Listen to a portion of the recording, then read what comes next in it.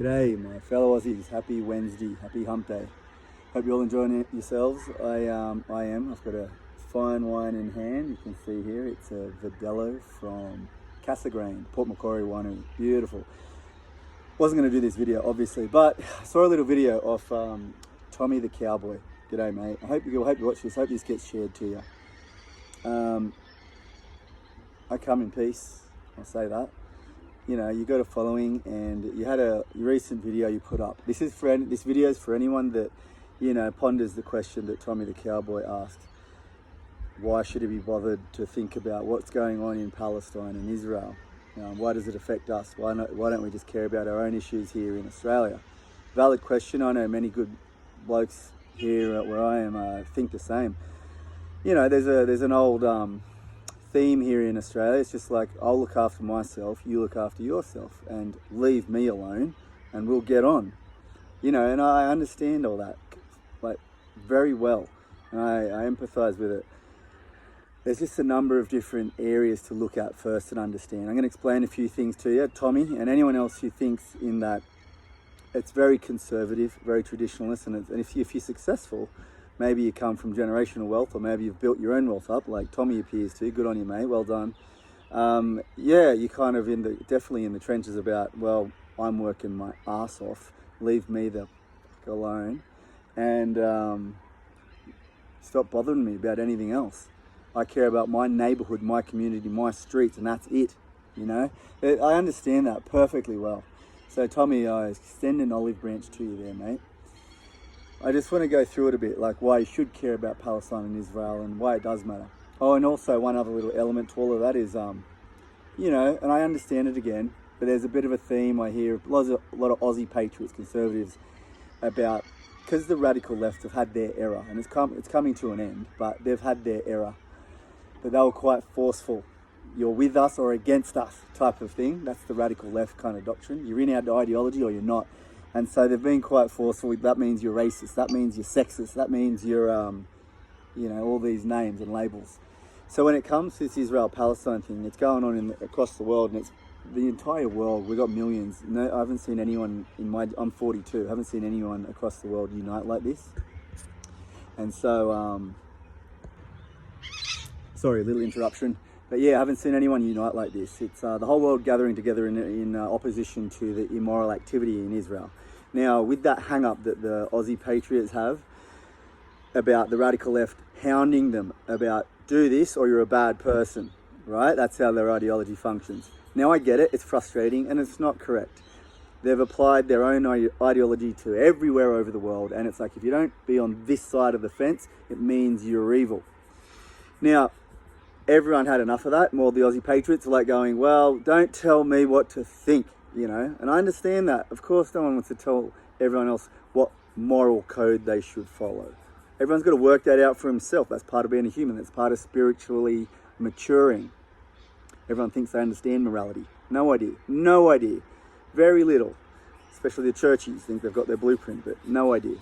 So here's a little thing to think about when you're thinking about, don't tell me what's morally wrong or right if I'm a bad person or not, as an Aussie patriot, or anyone for that matter.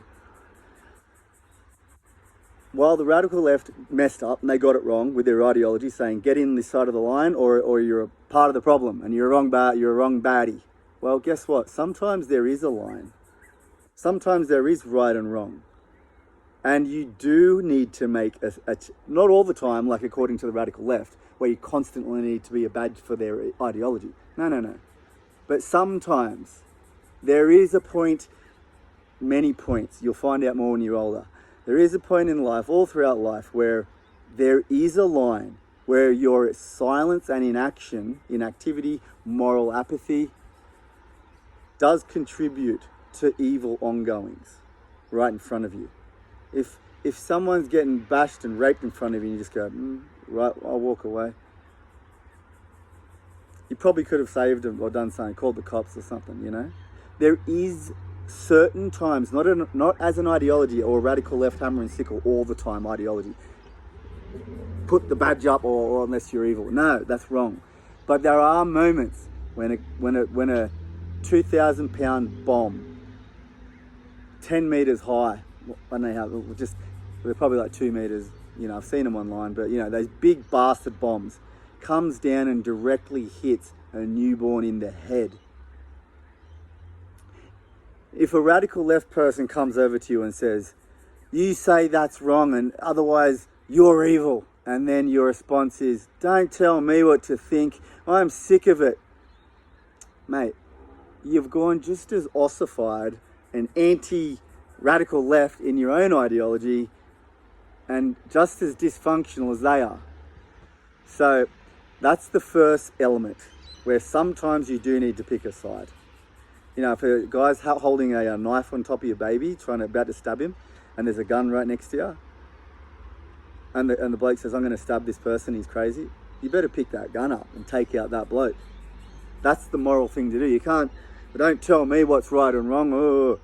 There is a point that you decide, look within, you decide and you work out what's moral and if it's not so good or not.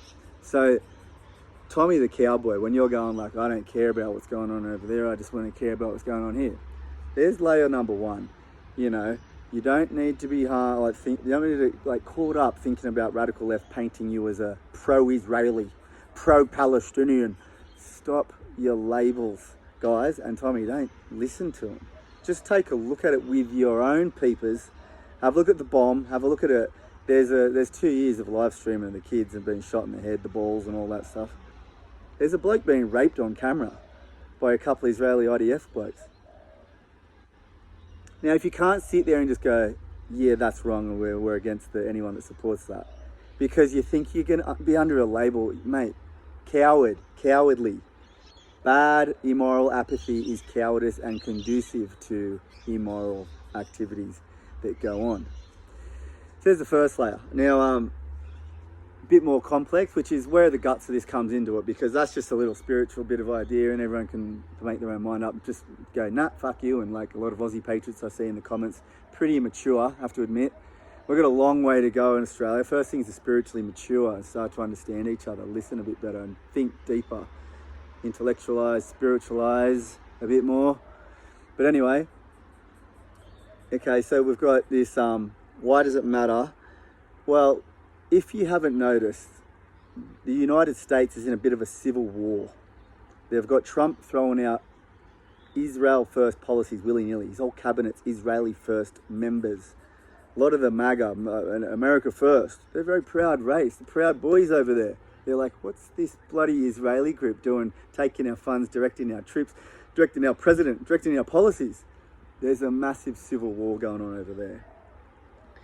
Not to mention your boy, you know, Charlie Kirk, who you commemorated yourself, Tommy, and everyone else that's like Christian around the world and listen to the mainstream channels about him. Candace Owens just released a little text message saying that he was like, he can't support the pro-Israeli anymore, and it's because of all the shit they're doing, bro. He said, Charlie Kirk said, here's another important message for you. You want to care about Australia first, what like anti-immigration stuff, like multiculturalism. Charlie Kirk said, Jewish billionaires are the greatest funders to radical open border leftist policies, NGOs and institutions. There's another number for you to connect the dots. So US is being kowtowed to the Israeli influence. Guess who kowtows to the US? Us. Mate, we're not as independent as you think. Let's just look after our shores. We're like a delinquent, dummy little slave state to the US empire. We're like 51st state. Same with Canada, New Zealand. And bro, our government doesn't enact Australia first policies and help Aussies on the ground, First Nations boys, all of us, Greek, Italian, Leb to Aussies and every other colour in between that's Aussie here. They don't do Aussie first policies because first and foremost, the lion's share gets taken to Jewish billionaire companies, whether it's military, culturally even, just political, economic funding to major policies that help external entities first. Then we get to look at Aussie culture. We could be living heaps better than this. You know, it could be like a bloody utopia, not to take the bloody leftist words, but it could be heaps better than this. Social work, projects for this group, that group. The lefties can be happy. There'd be like bloody groceries down, petrol's down, patriots are happy, dude, get to work on your own. Mate, spineless elbow it's not Labor, it's not just Liberal. ScoMo's working for a defence contractor now. It's all about get a piece of the pie for yourself. And if you want to be that simple-minded as an Aussie because you're a Conservative doing well, you're just adding to the same as ScoMo. He just got a piece for the pie for himself. Now he's a defence contractor after giving some like billions of dollars to, the submarine deal he did. What is it, like Gunner or McGowan? He's now working for the oil and gas industry after being Premier for WA over there. Like, they all just get a piece of the pie for themselves. And where they get it from is like these external companies. And here's a little connection to the Israel-Palestine issue. A lot of the companies are Jewish owned. All of them. BlackRock owns all of them, mate. They all own it. So we're not independent little island living in the 70s and the 80s anymore where we had the ignorance is bliss issue. We're all hyper-connected and we're all very aware of it, Tommy. So if you want our government to do what's best for what's in our streets, like you say, cut the ties with the Jewish billionaires and the control, Israeli-US corporate billionaire control. That's what we want, mate. That's why you want to sit there and say, Albo, say it's not good to drop a bomb. Stand up for ourselves, cut the ties with them. Just have the balls to just say, I need to send troops over, just say, no, we're not supporting Israel. That's it. Because a bomb on a kid's head isn't right, mate. So there's that. And then there's just all the resources that we would recover instead of sending it to external agencies and Jewish billionaires first to spend on the streets here. I mean, and then it goes on and on and on. Like, I'm not going to go down a massive rabbit hole here because it's already a long video. I just want to have a quick word, Tommy, about your little video there. And you always seem, and look, I got to call you out. I like you, and your heart seems to be in the right place, and you come across like, one of my mates down here, kind of conservative, doing the best for yourself and all that. But guess what? You've made a couple of videos, mate, where your Netanyahu would give it the thumbs up, like your last one. And bro, he's like the symbol of evil in our era. Yeah, it goes deeper than that, but he's a big idiot face of it. So all those, and tell me this, here's another little conversation for you. Everyone's like, oh, Hamas is a terrorist group. If an IDF soldier walked into my place and killed my missus and my baby, would I become a terrorist if I just flogged him and got a gun and shot him? Now, Hamas not just a bunch of dads doing what they've, avenging their, not only wives, babies, daughters, brothers, cousins, sisters and all that, but their whole entire nation, their community. Palestine, the country, has been decimated. And they're not going to fight back with, are we mature enough to consider that they could just be a bunch of patriotic dads that have had family members killed, raped, tortured? Or are we like, oh, we're doing this Jewish rage thing going, oh, what are we, terrorists? It's getting pathetic to watch blokes kowtow with these demagogues as if we're supposed to be outraged at what Hamas did after 7 years of them raping, bashing, killing old laddies. There's not many videos before October 7.